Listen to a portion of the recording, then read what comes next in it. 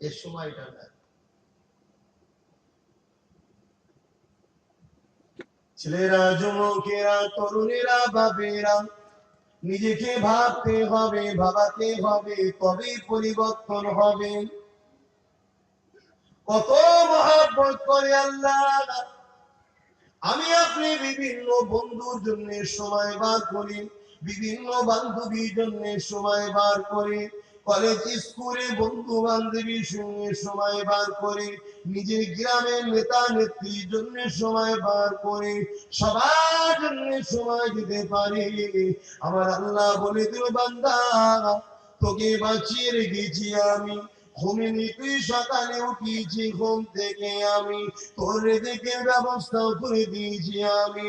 এ বান্দা, তুই আমি আল্লাহ আমার জন্য কি করলি?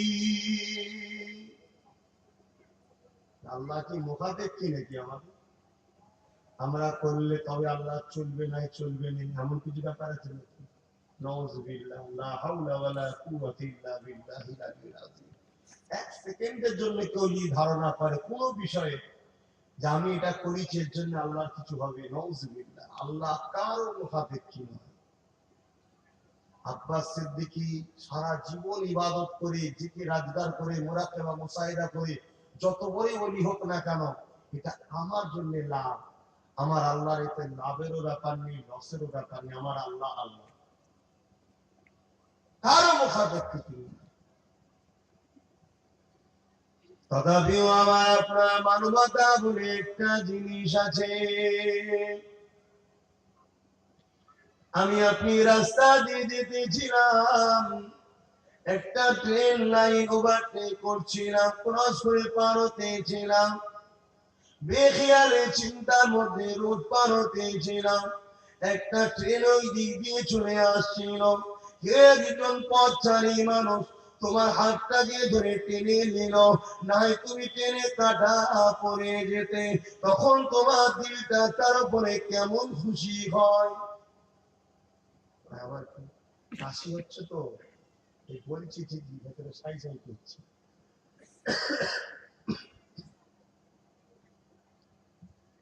তাহলে বলুন তখন কেমন মনে হয়? আজ ভাবার জিনিস ভাই, ভাবুন তখন কি মনে হয় যে ভাই তুই কি চাস ভাই, ভাই তোর ফোন নাম্বার আমার দে, আমার ফোন নাম্বার তুই রাখ, ফোনে যোগাযোগ, ভাই কেমন আছে, এর বাড়ি ওর বাড়ি, কত আত্মীয়, তোকে খুশি করার জন্য কত চেষ্টা করে, ঠিক না? কিন্তু তোমায় বাঁচালো তো ওই লোকটা না আল্লাহ। এটা তো আপনাদের ইমান। দেখেন এটাই হলো ভালোবাসা। আল্লাহর উপর আমাদের বিশ্বাস এইটাই যে আমাদেরকে বাঁচিয়েছে আল্লাহ। আমাদেরকে বাঁচিয়েছে কে? আল্লাহ। ওটা মাধ্যম, ও না হলে কেউ একজন ঠিক আল্লাহ জোগাড় করে দিত, কিন্তু বাঁচাবার মালিক আল্লাহ। তাহলে একটা কেউ হাত ধরে শুধু টেনেছে, সরে গেছে, ওসিলা হয়েছে, ওসিলাকে নিয়ে যদি এত আনন্দ পান, যে আল্লাহ আপনাকে দৈনিক কোটি কোটি বার বাঁচাচ্ছে, তার হুকুমে চলছে এটা, সেই আল্লাহকে কি কখনো জিজ্ঞাসা করেছেন, আল্লাহ আপনি কিসে খুশি, আপনি আমায় এত বাঁচাচ্ছেন? মুসলমান ছেলেমেয়েরা, আব্বারা, তরুণেরা, তরুণেরা, নিজের বিবেককে একবার প্রশ্ন করে দেখেন, দুনিয়ার জমিনে কেউ যদি আপনাকে ওসিলা হয়ে দুবেলা দুমুঠো যদি খাইয়ে দেয়, সে যদি বিপদে পড়ে তার জন্য কত লড়াই করতে লেগেছে। যে আল্লাহ আপনাকে দুটো চোখ দিয়েছে, সে আল্লাহর ইসলামের জন্য আপনারা কি করেছে?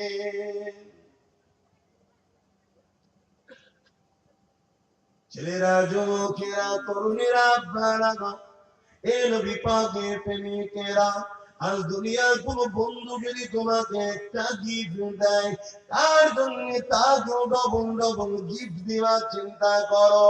আমার বন্ধু আমাকে দিয়েছে, তার থেকে বেশি তাকে দেব।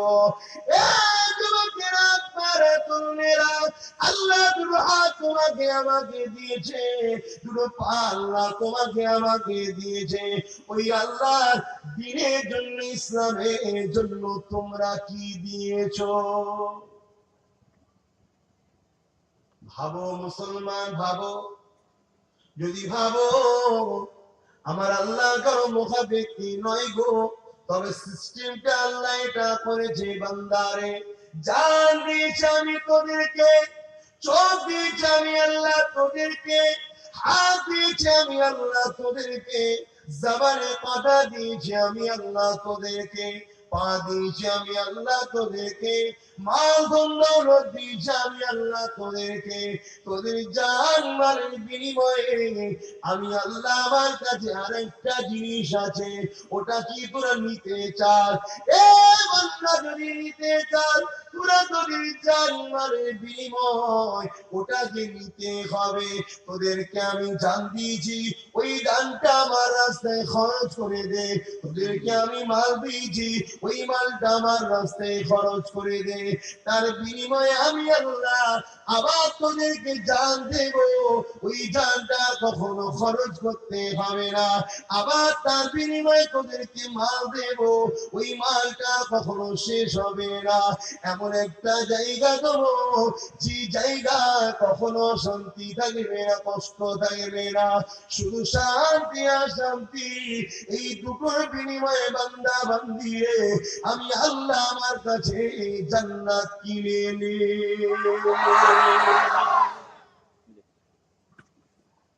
আমরা করছি করি। আজ আল্লাহ যদি আমাকে জবানে কথা না দিত, আমি তোমাদের কাছে কিছু বলতেও পারতাম না।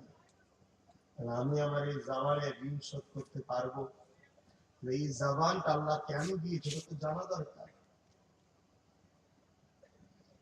বান্দা, আমি তোকে জবান দিয়েছি, জবানে তুই মিথ্যা কথা বলবি, এই জন্য দিয়েছি।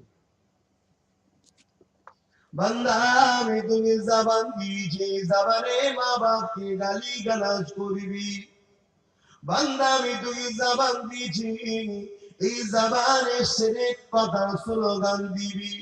বান্দা, তোকে আমি জবান দিয়েছি, আমার নিরীহ বান্দা বান্দির উপরে মিথ্যা মামলা সাক্ষী দিবি, এজন্য দিয়েছি।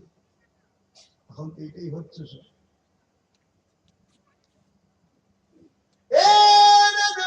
তরুণেরা, আল্লাহ বাকি জন্যে জবান দিয়েছে বান্দা বান্দিরে, ওদেরকে আমি জবান দিয়েছি, জবানে তোরা কোরআন পড়বি, এই জবানে আমি আল্লাহ আমাকে ডাকবি, এই জবানে আমাকে খোদা বলে আল্লাহ বলে ডাক দিবি।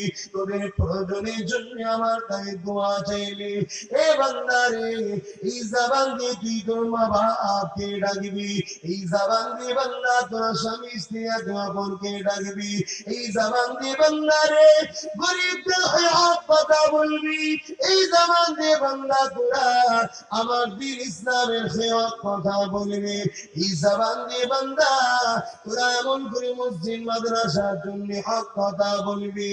এ বান্দারে, এই জন্য আমি আল্লাহ তোদেরকে জবান দিয়েছি, এই জবানে তোরা একবার আমাকে আল্লাহ বলে ডাকবি, আমি আল্লাহ তোদের একবার ডাকার সাথে সাথে 40টা নেকি দেবো, আর তোদেরকে আমি 10 বার সাড়া দেব।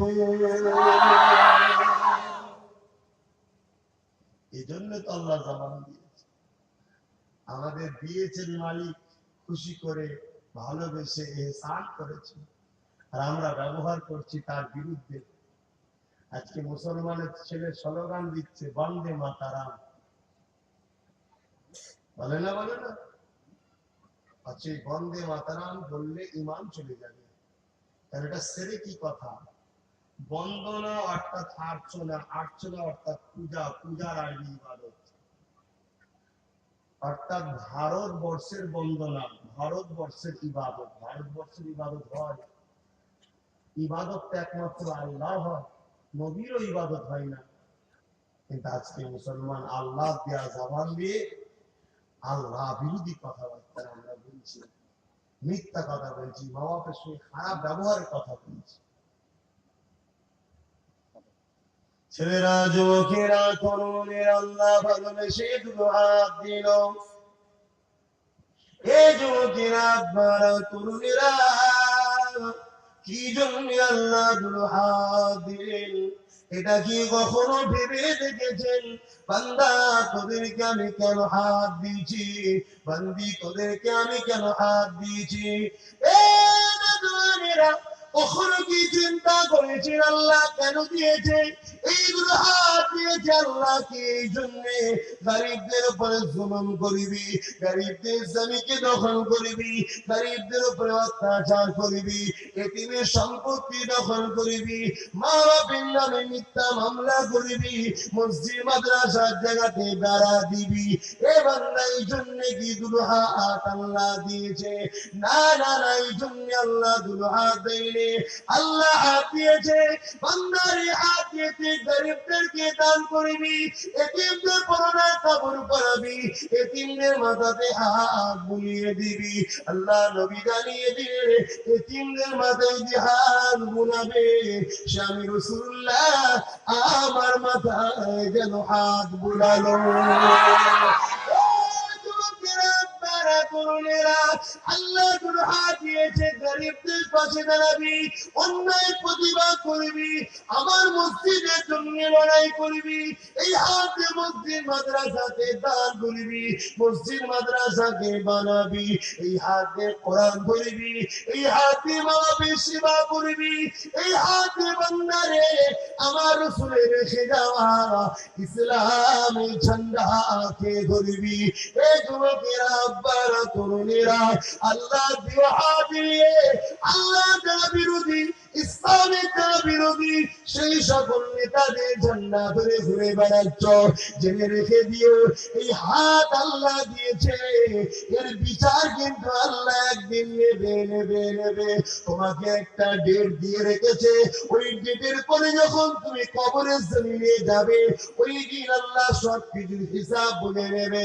বান্দা, আমার হাত ছিল, ঠান্ডা ছিল কাফেরের, বান্দা হাত ছিল আমার, ঠান্ডা ছিল আমার ইসলামকে যে মিটাতে চায় তাদের, বান্দা হাত ছিল আমার, যে তোদের এলাকায় গান ফাংসা যাত্রা দিয়ে আমার ইসলামকে মিটাবার প্ল্যান করে, বান্দা ঝান্ডা ছিল তার হাতে। কেন রে বান্দা, হাত দিয়েছি আমি আর ঝান্ডা ধরেছি আমার দুশ্মনদের। এর জবাব আল্লাহ পাকের কাছে দিতে হবে না হবে না? কি মনে হয়? পরিবর্তন হয়, পরিবর্তন হয়। সামান্য দুনিয়া দুটো ভিক্ষা নেওয়ার জন্য আর আল্লাহ বিরোধী কাজ করে ফেলছো, আর আল্লাহ এত কিছু দিল, খুশি নয়? হ্যাঁ, যে যতই আছে রাখ, কপালে যতটুকু যতটুকুই পাবে। এটা মানে মানি যখন, তাহলে এমন কোন কাজ করলে হবে না যে কাজটাতে আল্লাহ নারাজ, নবী নারাজ। এটা মাথায় রাখতে হবে। বাবেরা, নওজোয়ান, তরুণেরা, আব্বারা, আল্লাহ বান্দা বান্দিকে দুটো পা দিল। ওরে আমার বান্দা বান্দি রে, এই পা দিয়ে তোরা আমার মসজিদে যাবি, এই পা দিয়ে তোরা আলেমে হাক্কানীদের দরবারে যাবি, এই পা দিয়ে মা বাবাকে দেখতে যাবি, এই পা দিয়ে গ্রামের গরিবদের ঘরে দেখতে হেঁটে যাবি, এই পা দিয়ে বান্দা আমার নবীর ঘর মাদ্রাসায় পড়াশোনা করতে যাবি, আমার কোরআনের মাহফিলে যাবি, শরিয়াতের মাহফিলে যাবি। এ বান্দা, এজন্যে তোদেরকে পা দিলাম।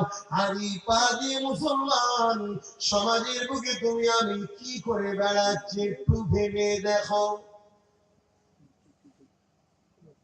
তোমার আগে অসুবিধা হচ্ছে নাকি?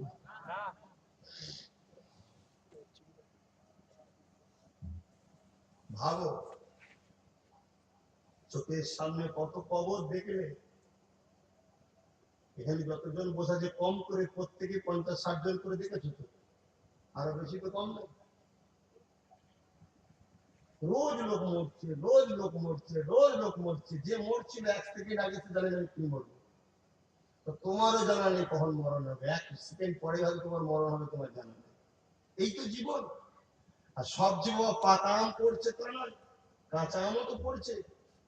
কি জন জন ছেলে মরে যাচ্ছে, তবুও বুড়ো গুলো রয়ে যাচ্ছে, জনগুলো আগে চলে যাচ্ছে। ছেলেরা ভাবো, দুদিনের দুনিয়ায় করে আখেরাত ভুলে যেও না আমার ভাইরা। হ্যাঁ দুনিয়া করতে হবে, আমি বলছি না মসজিদে ঢুকিয়ে তসবিহে বসে থাকো, ওটা বলছি না। বিয়ে করতে হবে, সংসার দেখতে হবে, ছেলে দেখতে হবে, কারবার করতে হবে, ব্যবসা বাণিজ্য করতে হবে, মহল্লা খেদমত করতে হবে, পাড়া প্রতিবেশী দেখতে হবে, গরিব দেখতে হবে, মুসলিম সবটাই করতে হবে, কিন্তু আল্লাহ আল্লাহ রসুলের হুকুম অনুযায়ী, অন্য কারো হুকুম না, আল্লাহ আল্লাহ রসুলের হুকুম অনুযায়ী। যখনই কোন জিনিসটা করতে গিয়ে দেখবে আল্লাহ আল্লাহ রসুলের সঙ্গে টক্করে চলি ছেড়ে দিতে হবে, না আমি আগে আল্লাহ আল্লাহ রসুলের দিকে। এই জায়গাটা ভাবো, আজ আমরা করছি কি? অথচ মুসলমান অবাক হয়ে যাবে, আমার আল্লাহ তোমাকে আমাকে কতটা ভালোবাসেন, সে আল্লাহর জন্য আমি তুমি কি করলাম।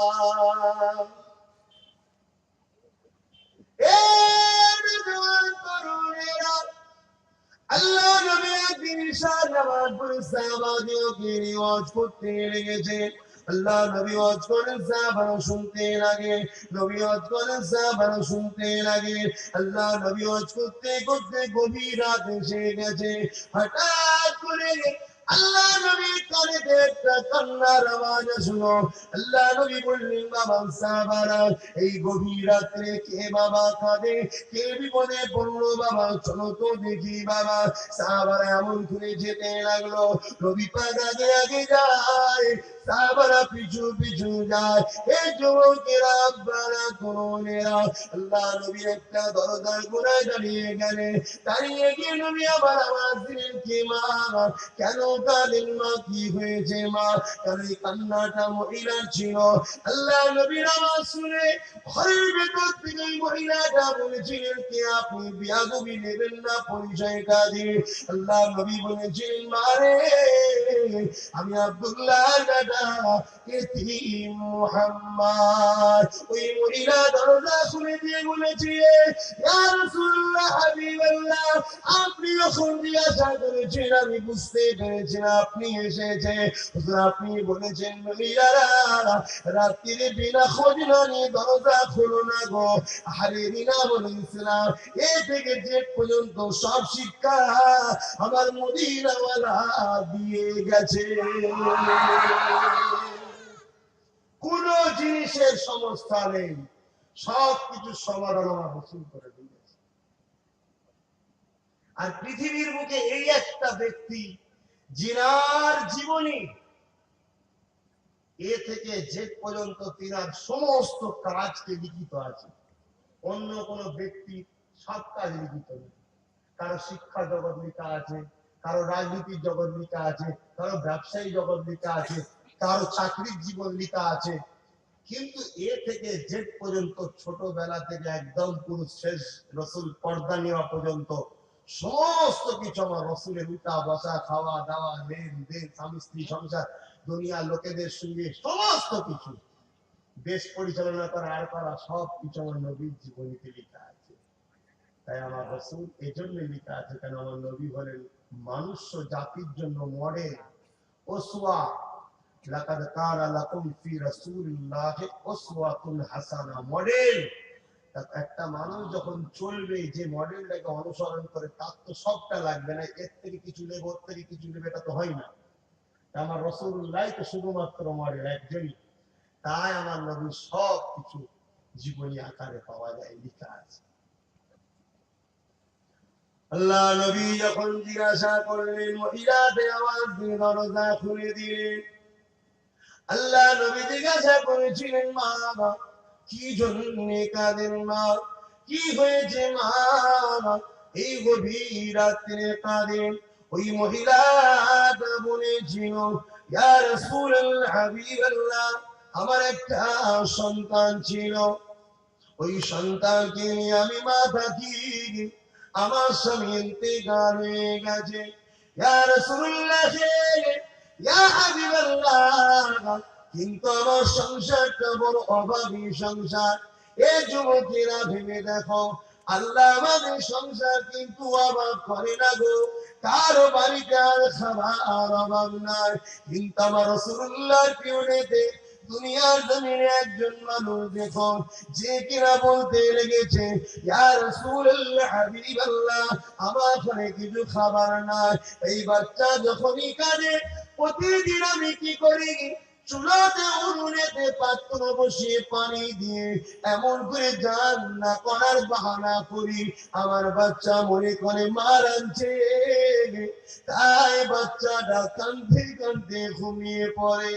ইয়া রাসূলুল্লাহ, ইয়া হাবিবাল্লাহ, আজকে দিন আমার বাচ্চা যখন খিদা জ্বালায় কাঁদতে লাগলো, আমি মা ওই চুলোতে উনুনেতে পাত্র বসিয়ে পানি দিলাম, আমার বাচ্চা কাঁদতে লাগলো, কিছুক্ষণ পরে চুপ হয়ে গেল। আমি মা মনে করলাম, ইয়া রাসূলুল্লাহ, প্রতিদিনের আমার বাচ্চা আজকে ঘুমিয়ে পড়েছে, আমি মা প্রতিদিনের নাই ওই পাত্রটাকে নামিয়ে দিয়ে বাচ্চার পাশে এসে শুয়ে পড়ি, আজকে দিন শোবার জন্য আসলাম।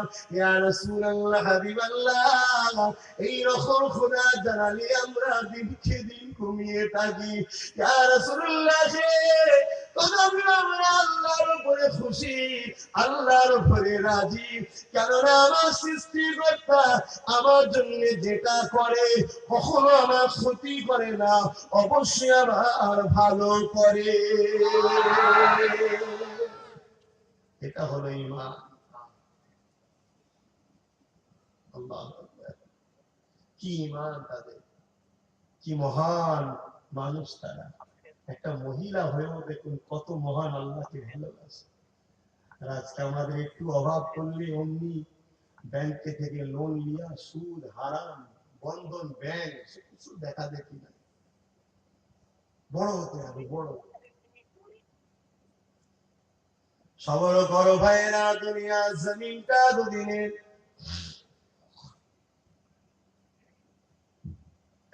খারাপ নেবেন না ভাই, একটু কাশি হচ্ছে তাই সমস্যা হচ্ছে, তাই ব্যবহার করতে হচ্ছে।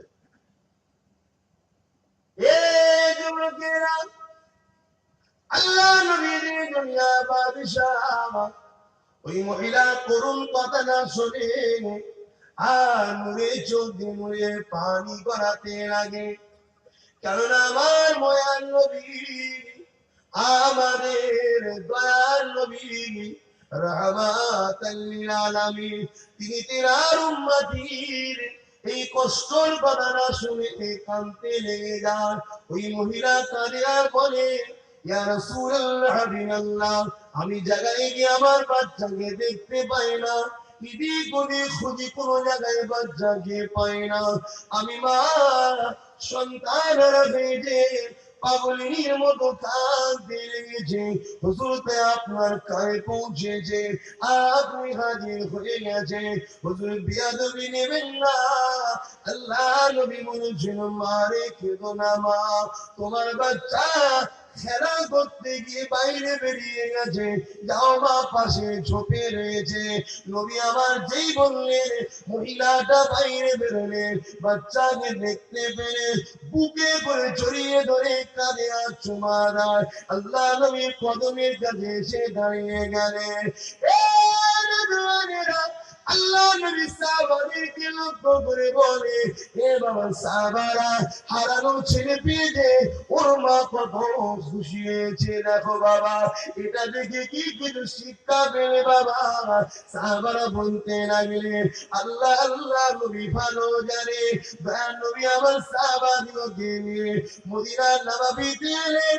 আল্লাহ নবী ওয়াজ করতে লাগলেন, এ বাবা ছেলে সাহাবারা, ওই মাথার বাচ্চাকে না পেয়ে বাচ্চা বাচ্চা বাচ্চা বাচ্চা করে খুঁজেছে, ওই বাচ্চাকে ডেকেছে, হারানো বাচ্চাকে পেয়ে গিয়ে মা কত খুশি হয়েছে, বুকে করে আগলে রেখেছে।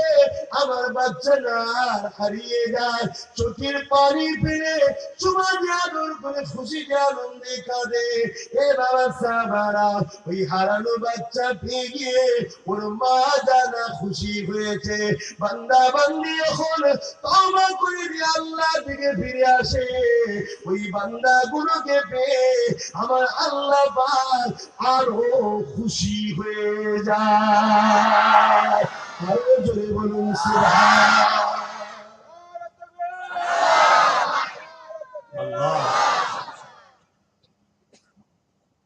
সেই আল্লাহকে ভালোবাসো ভাই, সে আল্লাহকে খুশি করো।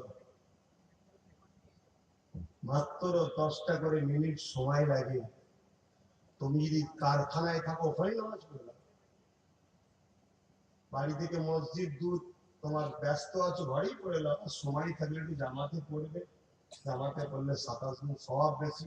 তবে আবার ইমাম দেখতে হবে, তোমাদের এলাকার ইমাম ঠিক আছে, মানে জায়গার ইমাম তো আবার গন্ডগোল আছে। ওহাবি ইমাম, ওহাবি ইমামের পিছনে নামাজ হবে না।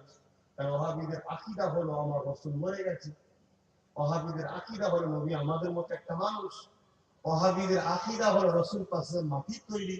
ওহাবিদের আকীদা হলো নবীর মাজারের গম্বুজকে ভেঙে দেওয়া দরকার। এদের পিছনে তো নামাজ হবে না। কেন ওহাবিরা অ্যাকচুয়ালি এজিদি কথাটাকে চালায়। এজিদের আকীদা ছিল তো সাহেলকে শহীদ করে দিল। যাই হোক ভাই,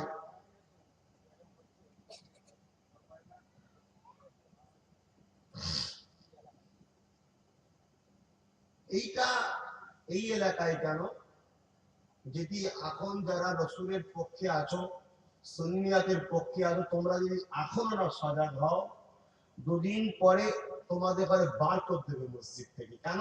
ওহাবিদের পিছনে দুনিয়ার রাজনীতির নেতারাও আছে। কেন বলছি? তুমি তোমার গ্রামের প্রধান দেখলে হবে না, এর কি দাম আছে? এ তো হুকুমের গোলাম। আমি সেন্টারের কথা বলছি। আজকে পৃথিবীর মাথা হলো আমেরিকা, ঠিক না? আমেরিকা কিন্তু ওহাবিদের পিছনে। আজকে কাশ্মীরে যে সন্ত্রাসী হামলা হচ্ছে তো ওহাবিদের কাজ। মাসুদ আজহার কে? ওহাবি তো। আবু বকর যে আইএসআইএস এর চর, ওহাবি তো। ওহাবিদেরকে তৈরি করেছে তো ইহুদি খ্রিস্টানরা। ইসলামের নামে একটা নকল দল তৈরি করা, যাতে সরল প্রাণ মুসলমানগুলো চিনতে না পারে। যেরো মুখে দাঁড়িয়ে এরো মুখে দাঁড়িয়ে, এও কোরআন বলে, এও কোরআন বলে, এও আল্লাহ বলে, এও আল্লাহ বলে, এও নবী বলে, এও নবী বলে। কিন্তু একজন দিল মুখ দিয়ে বলে, আর একজন মুখে বলে এক, দিলে বলে আর এক। সেটা তো আম মানুষ বুঝবে না। এই তখন এরা এই ওহাবিদের দিকে যাবে, এদের ঈমানটা শেষ হবে। আর এই ঈমানটা যতক্ষণ না শেষ করতে পারছি, ততক্ষণ পৃথিবীতে মুসলমানদেরকে মিটাতে পারবো না। কারণ মুসলমান যেতে বোমের দ্বারা নয়, তরোয়ালের দ্বারা নয়, অস্ত্রের দ্বারা নয়, মুসলমান যেতে আল্লাহ আল্লাহ রাসূলের প্রেমে যেতে। জোরে বলুন সুবহান। অর্থাৎ ঈমানের জোরে যেতে। যেটা বদরের ইতিহাস হয়ে আছে, যেটা খাজা গরিবের নওয়াজের ইতিহাস আছে, যেটা মুজাদ্দিদ আল-পেস্তানির ইতিহাস আছে। হতভাগ আকবরের দিকে রাজ শক্তির ভয়ে বড় বড় আলেম দেশবাসী সব আকবরের দিকে চলে গেল।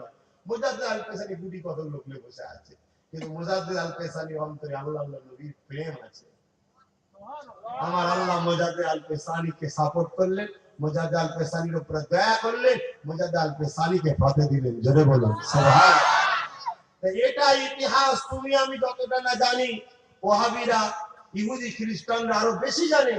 তাই তারা ইসলামকে মিটাবার জন্য ইসলামের অনুসারী সাজিয়ে, আর যদি একটা ভাই গ্রাম বলে এসে তোমাদের ঘরে বলে যে নবীর মাজার জিয়ারত করতে লাগবে না, ভাই তার পিঠ বাঁচবে?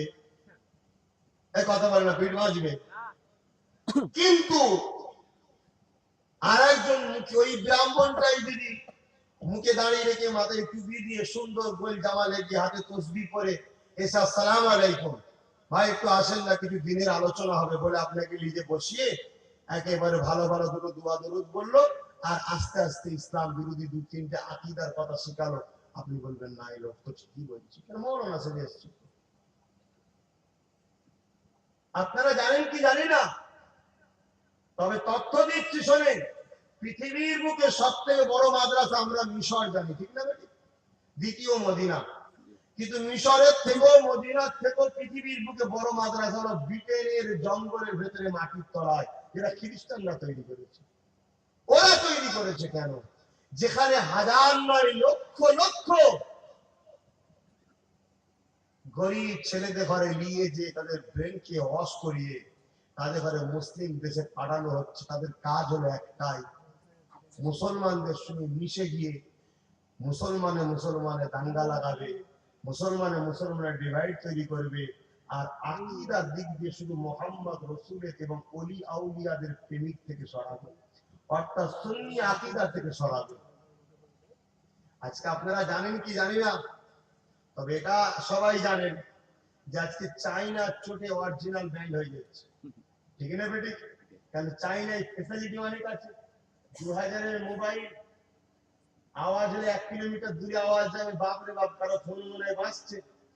আর কোম্পানির ফোনে এরকম হয়, ঘুমিয়ে তো গভীর ঘুমালেও ঘুম ভাঙবে না, এত আস্তে আওয়াজ। চাইনা সেটা ডবল সিম লাগানো যাবে, কত রকম ফ্যাসিলিটি, আর অরিজিনাল এইসব নেই। এখন লোক তো চাইনা নিয়ে হুড়োহুড়ি করছে।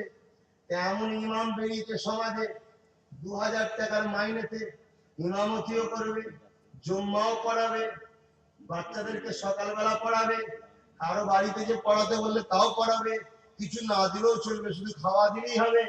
সেখানে যদি কোম্পানির ইমাম এসে বলে 10,000 লাগবে, ভাই আপনি 10,000 টাকা দিয়ে আর ইমাম রাখবেন? আপনি তো চাইনা কোম্পানি সব ফেসিলিটি পাবেন, যেখানে 2000 নেবেন।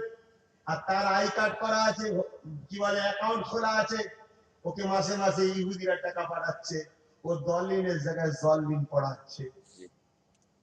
কথা বুঝছেন না? বুঝলেন না? কম দামে কিনে মজা, বাড়ি ফিরে গেল সোজা, কিছুতে ঢোকে না হাতে, তাই শেষে পস্তানা।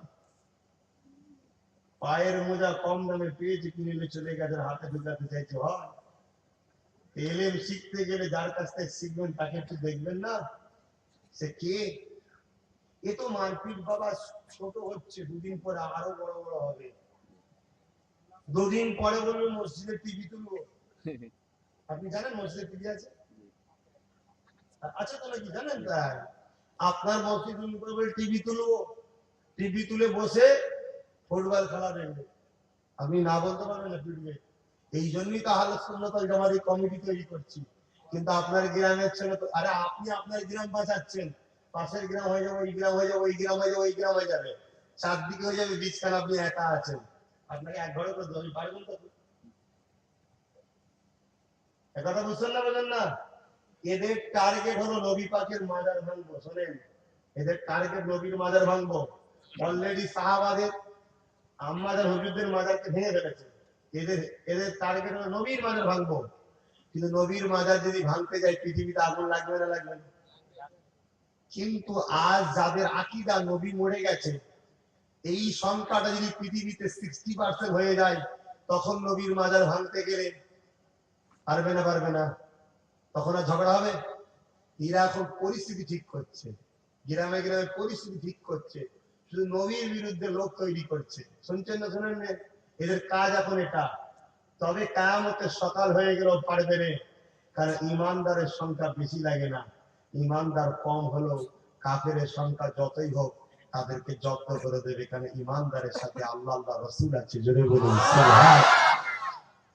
তাই আপনাদেরকে বলবো, আমি যে একতা তৈরি করছি এই কারণে, যে আজকে যে নবী মদিনার জমিন আমার আপনার জন্য কাঁদছে, আজকে সেই নবীর দোহাইতে মাদ্রাসা হচ্ছে, আজকে সেই মাদ্রাসাতেই নবীর বিরুদ্ধে স্লোগান তৈরি হচ্ছে যে ঈদে মিলাদুন নবী করা যাবে না, দাঁড়িয়ে সালাম পড়ানো যাবে না, নবীর সম্মান করা যাবে না। আজ সেই মাদ্রাসাই হচ্ছে। আর এই মাদ্রাসার টাকা আছে আসছে ওয়াশিংটন থেকে, গল্প নয়। ইউটিউবে যাও, হিলারি ক্লিনটন আল কায়দা দেখো। আজকে কেউ একজন মাসুদ আজার মুখে দাঁড়িয়ে রেখে মাথায় টুপি দিয়ে আমার ইন্ডিয়ার উপরে বোম মারার জন্য, আমার ইন্ডিয়ায় একদল মূর্খ প্রকাশ্য বলে বেড়াচ্ছে ইন্ডিয়ার 22 কোটি মুসলমানকে মেরে দাও। বলছে না? বলে না? প্রকাশ্য বলছে। দেশের কেন্দ্রের সরকার তাদের কথাকে সাপোর্টও করছে। এরা একদিন চাইলে আমাদেরকে মারার প্ল্যান তারা তৈরিও করছে। কেউ একজন মুখে দাঁড়িয়ে রেখে মুসলমান থেকে সন্ত্রাসী করলো, বদনাম কিন্তু সমস্ত মুসলমানের হলো। এটা তো প্ল্যান, ইসলামকে বদনাম করার জন্য প্ল্যান তো এটা।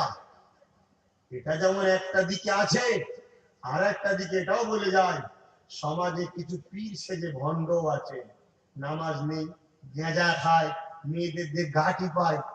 এই শয়তান গুলো কৌশিক ওহাবিরাই তৈরি করেছে। কেন? একটাকে দেখিয়ে তবে তো ঝাড়বো। কোনদিন মুজাদ্দেদ জামানকে দেখাবে না, কোনদিন দাদা হুজুরের আওলাদকে ঘরে দেখাবে না, দেখাবো এই বেদাতি গুলোকে। দেখো না পীর গুলো কি করছে, বেদাতি দেখাবে আর দেখিয়ে লোককে পীরেদের বিরুদ্ধে সমালোচনা করবে। এটা বুঝছেন না, বোঝেন না? এগুলো প্ল্যান। আজ কখনো মিডিয়া দেখেছেন আমার ভারতবর্ষের স্বাধীনতা সংগ্রামী পীর আবু বকরের কথা বলে? কখনো দেখেছেন মিডিয়া আবুল কালাম আজাদের কথা বলে? কখনো দেখেছেন মিডিয়া তিতুমিরের কথা বলে? কখনো দেখেছেন মিডিয়া এই সকল দেশপ্রেমিকদের কথা বলে? আজও আমরা দেশের পতাকা নিয়ে যখন স্বাধীনতার দিন তুলি, সেই দিন আমাদেরটা কখনো দেখেছেন? দেখায় না। কোন একটা মুসলমান নামে দেশের সঙ্গে গাদ্দারি করে মিডিয়া এটাকে হাইলাইট করে দেখায়। এগুলোকে তৈরি করা হয় মুসলমানকে অপমান করার জন্য। আমার কথা বুঝছেন না, বোঝেন? এই জায়গায় দাঁড়িয়ে থেকে আমাদের একতা হওয়া দরকার আছে। যদি আপনারা মনে হয় দরকার আছে, আপনাদের ঘরে শেষবার আবার বললাম, আজকে বলুন এই গ্রামে যদি 30টা যুবক ছেলে ফুরফুরা আহলে সুন্নাত ওয়াল জামাতের মেম্বার হতে পারতেন। আমার ঐক্য তৈরি হচ্ছে কেন? নবীর বিরুদ্ধে কোনো কথা হবে, তার বিরুদ্ধে থানায় গিয়ে ডায়েরি করো। প্রশাসন যদি স্টেপ না নেয়, চলো এই টোটাল থানার হাজার হাজার ছেলে গিয়ে থানা ঘেরাও করো। কথা বুঝছেন না, বোঝেন না? নবীর বিরুদ্ধে যে কথা বলবে সে হলো সন্ত্রাস। আর সন্ত্রাসের বিরুদ্ধে কেন প্রশাসন স্টেপ নেবে না? প্রশাসন যদি স্টেপ না হয় তাহলে থানা ঘেরাও হবে। এই একতার দরকার আছে না নাই? এই জন্য আপনাদের ঘরে বারবার বলছি একতা হও, একতা হও, একতা হও। কিন্তু আপনাদের তো খেয়ালই নেই। আপনারা তো পার্টি ঝান্ডা নিয়ে ব্যস্ত। আপনার দুনিয়ায় দুটো গম কি করে পাবেন, সাইকেল কিনে পাবেন, কি করে একটু টাকা হবে, এই চিন্তাতে ব্যস্ত। ওটা করুন, মানা করছি না, কিন্তু ওর সাথে সাথে আপনার আখেরাতের জন্য কিছু করবেন না?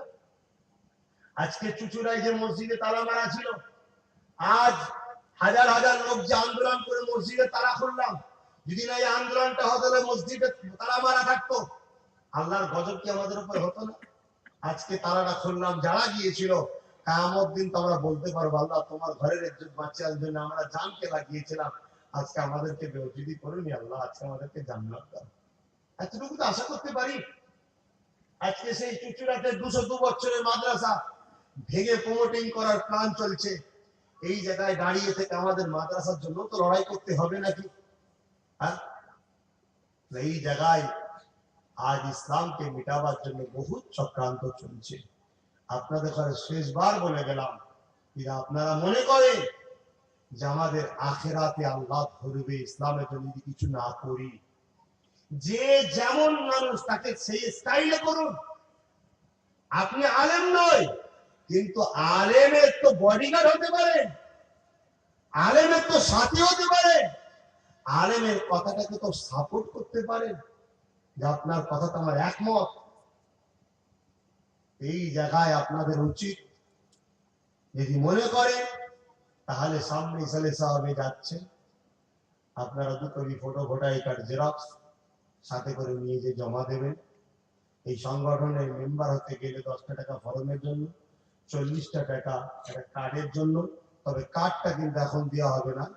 আর যেসব কার্ড আগে তৈরি হয়েছিল ওই কার্ডটা বন্ধ হয়ে গেছে, কারণ 3 বছর হয়ে গেছে, রিনিউয়াল করা হচ্ছে। ওই কার্ড জমা দিলে তাহলে ফর্ম নিতে হবে না, ডাইরেক্ট তাকে বই দেবে। কথা বুঝছেন তো নাকি? এই কাজ আপনারা একতা হন।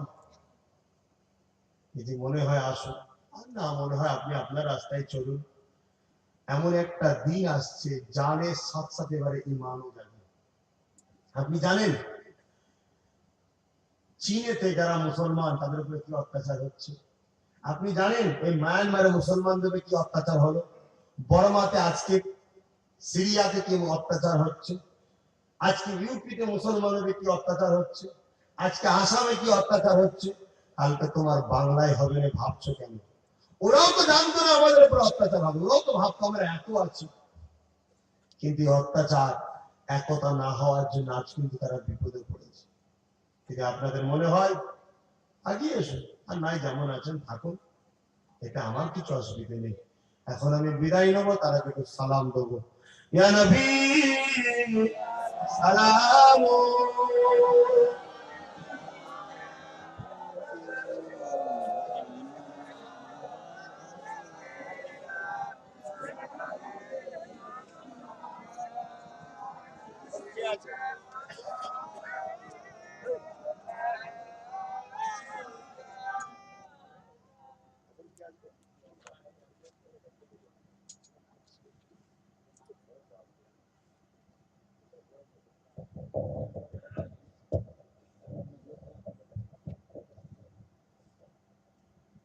এই যে দাঁড়িয়ে সালাম দেওয়া হয়, এই দাঁড়িয়ে সালাম দিয়েও ঝগড়া। এখন কথা হচ্ছে এগুলো হচ্ছে বাহানা, দাঁড়ানোটা মূল ফ্যাক্ট নয়, ফ্যাক্ট হচ্ছে বিরোধী করা। হাদিস পাক থেকে শরিয়াতে দাঁড়ানো চলবে কি চলবে না, এই নিয়ে যারা নিষেধ বলছে তাদের আলেম, আর যারা বলছে চলবে তাদের আলেম এক জায়গায় বসে সমাধান করলেই তো হয়ে যায়। জীবনে সমাধান করবে না, জোর করে বিরোধী করব। যদি কেউ জোর দেখায়, ইটের জবাব তো পাথরে দেওয়াই দরকার।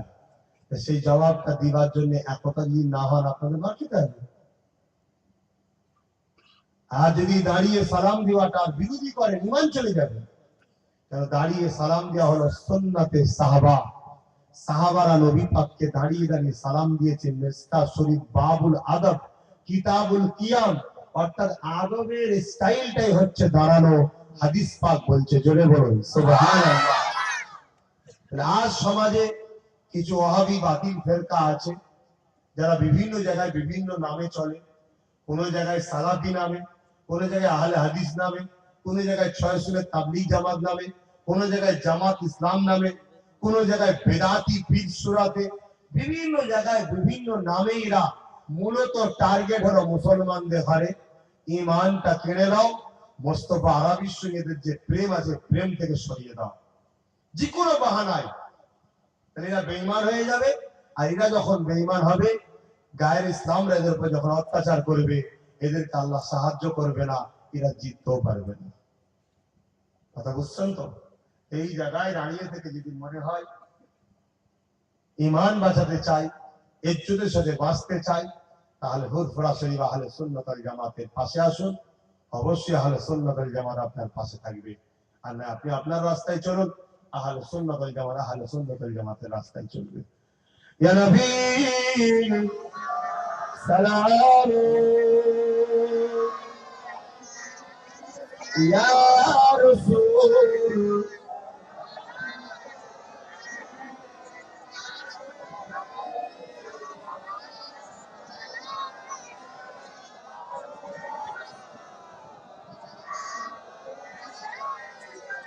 কঠিন হাসরের দিনে কি আছে মোদের পাবালে, গুনাহগার উম্মাহ আতো আপনার লইবেন সঙ্গে মাহশরে। আলবি সালাম,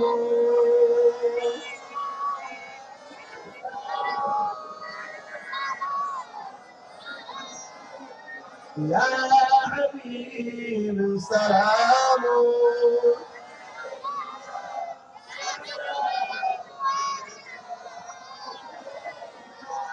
জিবরাইল দিলে যে আওয়াজ, খুলে দাও আসমান আনের দুয়ার এসেছে নবী ঈদ সরদার করিতে আল্লাহ আরো দিদার নবী সালাম ইয়া রাসূল সালাম ইয়া হাবিব সালাম সালাওয়াতুল্লাহ সকলে বসে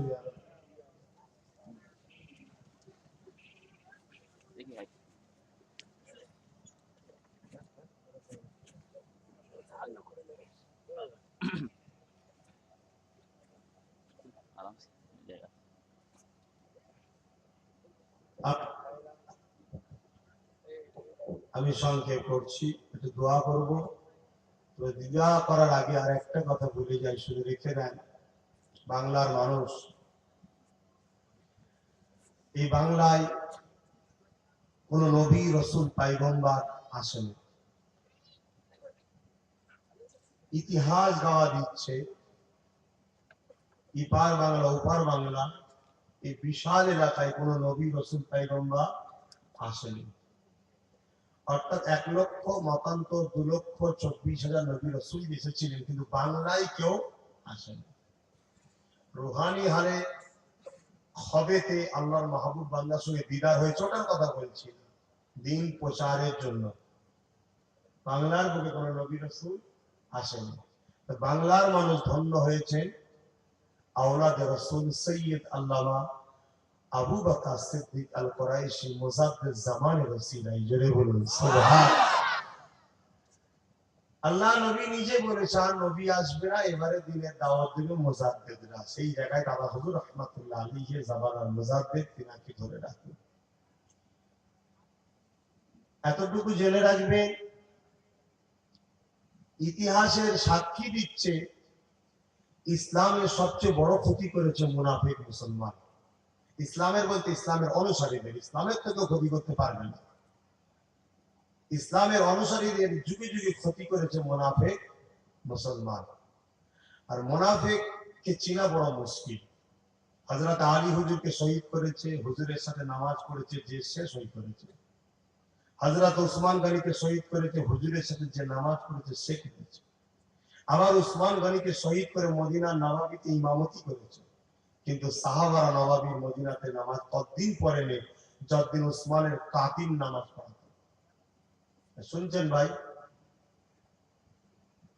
হযরত ইমাম হোসাইন হুজুরকে শহীদ করেছে, সে নামাজ তাবু তৈরি করে আযান দিয়েছে, ইকামত দিয়েছে, নামাজ পড়েছে। ইমামে হোসাইনকে শহীদ করে দিয়েছে, আবার নামাজ পড়েছে, ঘোড়ার পিঠে চেপে হোসাইনের বুকের উপর ঘোড়া চালিয়েছে, এরাও নামাজ পড়েছে। এগুলো একটা প্ল্যান। আজ আমার ভারতবর্ষে কিছুদিন আগে নারে তাকবীর, আল্লাহু আকবার, বিসমিল্লাহির রহমানির রহিম, পাকিস্তান জিন্দাবাদ বলে পতাকা ছিটছিল ইন্ডিয়া, দেখেছিলেন? এই দেখেছো কি? একটু সোশ্যাল নেটওয়ার্ক ঘাঁটবে। পরে যখন তাকে পুলিশ ধরলো, সে একজন হিন্দু বাড়ির ছেলে। কথা বুঝছেন না? বোঝেন না? আজকে কোনো প্ল্যান। কিছুদিন আগে, আজ থেকে মাস 4-5 আগে, বাংলাদেশ ঢাকার পাশে একটা গ্রামে, আমার কাছে এখনো ছবিটা আছে ভিডিও সহ, ইউটিউবে গেলে পাবে। এই মুখে দাঁড়িয়ে 17 বছর ইমামতি করছে। তারপরে যখন ধরা পড়লো, সে বলছে আমি 4 বছর হলো খ্রিস্টানদের এজেন্ট হয়ে গেলে কাজ করছি, খ্রিস্টানরা টাকা দিচ্ছে, সব শিখাও, শুধু ওদের ইমানটাকে নষ্ট করে। তাহলে এই মুনাফিক চিনবেন কি করে? মুনাফিক চিনার একটা সবচেয়ে বড় রাস্তা আপনাদের ঘরে বলে যায়। ইবাদতের দিক দিয়ে মুনাফিক চিনতে পারবেন না। শয়তান চিনতে গেলে রাস্তা একটা সবথেকে উত্তম রাস্তা, সেই রাস্তাটাকে আপনাদের একটু বলে যাচ্ছে। আল্লাহ পাক ফেরেশতা এবং ইবলিস সবাইকে সৃষ্টি করেছে। ইবলিস নাম আগে ছিল না, আগে আজাজিল নাম ছিল। আজাজিল কিন্তু বিরাট ইবাদত করত। 6 কোটি থেকে 7 কোটি বছর আজাজিল আল্লাহকে সেজদা দিয়েছে। ইবাদতে কিন্তু আজাজিলের কোনো কমতি ছিল না, ইলমে কোনো কমতি ছিল না, তাসবিহ পড়াতে কোনো কমতি ছিল না, সুফিয়াতে কোনো কমতি ছিল না। কিন্তু আমার আল্লাহ যখনই বলল আমার মাহবুবকে সম্মান কর, অমনি বলল করব না। সেই দিনের ইবলিসকে আমার আল্লাহ কি বলল? বেরিয়ে যা কাফের। তাহলে আজাজিলের এত বড় ইলম, আজাজিলকে বাঁচাতে পারলো না, কাফের হয়ে গেল।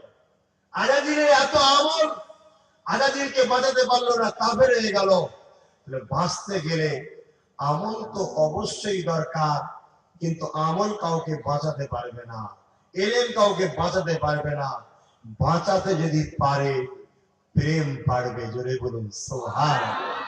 ফারিস্তারা বেঁচে গেল প্রেমের জন্য।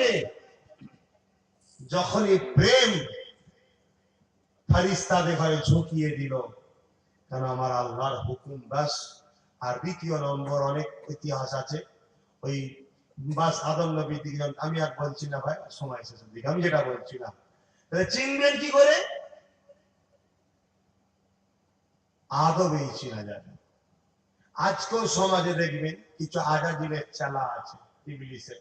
নামাজ চলো, রোজা চলো, হজ চলো, তাসবিহ চলো, মিসওয়াক চলো। ফজরের বেলা ঠান্ডায় কেঁপে উঠে উঠে করছে, মিসওয়াক করছে, সব ঠিক আছে। চলো না একটু ইয়া নবী সালামু আলাইকুম, নবী দাঁড়িয়ে একটু সালাম দিই, বলছে চলবে না। এই হলো সেই শয়তানের চালা। কথা বুঝছেন না বোঝেন না? সেদিন ইবলিস সব করেছে, শুধু নবীর সম্মানে দাঁড়ায়নি, সেজদা করে না। সেদিনের সেজদা রাখলে কিন্তু সম্মান তাজিম, বুঝতে হবে এটা ইবাদত নয়। আর আজকে ইবাদত, আজকে সম্মান হলো সেজদা নয়, কারণ সেজদা করা নিষেধ হয়ে গেছে। আজকে সম্মান হলো দাঁড়ানো। সব আছে, দাঁড়াবে না কেন ভাই? না বেদাত চলবে না, বেদাত অ্যাকচুয়ালি বেদাত বেদাত কিছু নয়, লক্ষ্য হলো রাসূলের সম্মান করব না।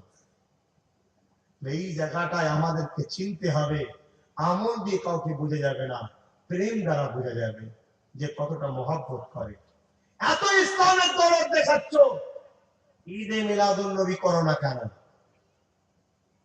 কথা বুঝছেন না বোঝেন না? যদি বলেন ঈদে মিলাদুন নবী কি ফরজ নাকি, যদি শরিয়াতে তর্কে আসে তাহলে অবশ্যই ফরজ, তর্কের ফরজ প্রতিটা মানুষের জন্য। ভাই আসতে দেন, মহাশয় আসতে দেন। ও আমার ভাইকে, আমার আবুজার সিদ্দিকী ভাইজান পাঠিয়েছে। আমি আর কথা বাড়াচ্ছি না, ইনার পরে আবুজার ভাইজান আসবে, তিনি তো কথা বলবে। আরে মিলাদুন নবী না হলে নামাজও পেতেন না, মিলাদুন নবী না হলে রোজা পেতেন না, মিলাদুন নবী না হলে হজও পেতেন না, মিলাদুন নবী না হলে কাবা শরীফ হতো না। ঠিক না বেঠিক গো? আমার কথা বুঝছেন? মিলাদুন নবী মানে কি? নবীর আগমন। নবীর যদি আগমন না হতো কোরআন পেতেন? নবীর যদি আগমন না হতো নামাজ পেতেন? নবী যদি আগমন না হতো কাবা পেতেন? যার ওসিলায় সব পেলেন, তাকে বাদ দিয়ে চলছেন কেন? এটা হলো ইহুদি খ্রিস্টানদের চাল।